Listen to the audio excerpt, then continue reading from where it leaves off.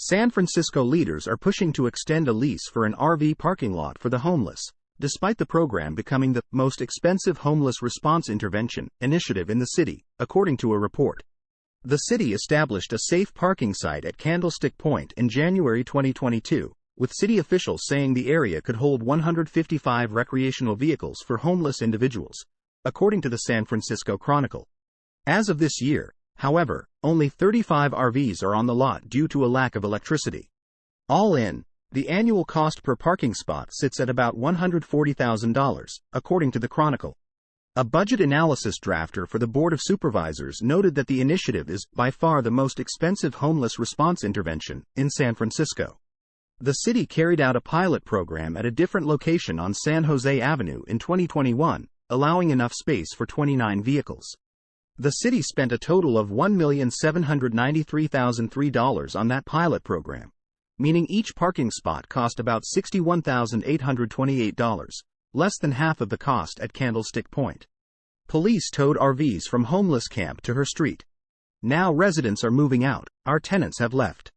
Despite the high costs, the Board of Supervisors Homelessness and Behavioral Health Select Committee unanimously recommended in September that San Francisco extend the program for another 2 years. If approved, the city would spend an additional $12.2 million to continue funding the site, the Chronicle reported.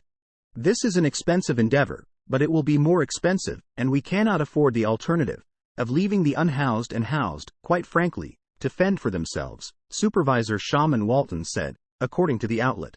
San Francisco business owner says media have no idea how bad homeless crisis is, apocalyptic. Costs include the city renting or buying trailers that have toilets and showers and providing drinkable water, according to the report. There's a lot that goes into making it a safe, dignified location. Emily Cohen, deputy director of the city's Department of Homelessness and Supportive Housing, told the outlet. Officials said the site hasn't been able to accommodate its full capacity of 155 vehicles due to a lack of electricity. The city instead installed diesel generators to help power the site and accommodate the 35 vehicles on the lot, which sparked a federal lawsuit from residents who said the generators violate the Clean Air Act. San Francisco installed solar-powered lights after the suit. Reporter calls San Francisco worse than the third world due to drugs, homeless problems. Walton and Supervisor Hillary Ronan slammed electricity company PG&E as evil and a big part of the problem at the site, but the company said it is not at fault for the lack of electricity.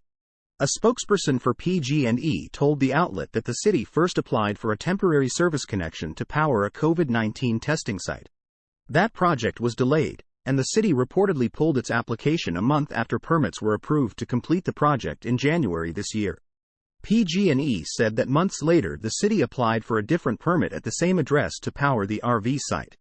The SFPUC's application was missing key information and was not deemed complete until August 15, 2023, the PG&E spokesperson told the Chronicle. PG&E is now estimating the cost of the requested interconnection for the SFPUC. Federal regulations governing interconnections between utilities allow 45 business days to complete estimates. PG&E is on track to provide its estimate within the regulatory timeline. The Chronicle reported last year that the city had more than 7,754 homeless people, with more than 4,000 of those individuals living on the streets or in vehicles. The RV lot has served 115 people since it opened, according to the report.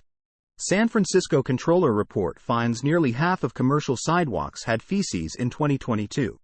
The Department of Homelessness and Supportive Housing said it made 13 placements from RVs to permanent housing.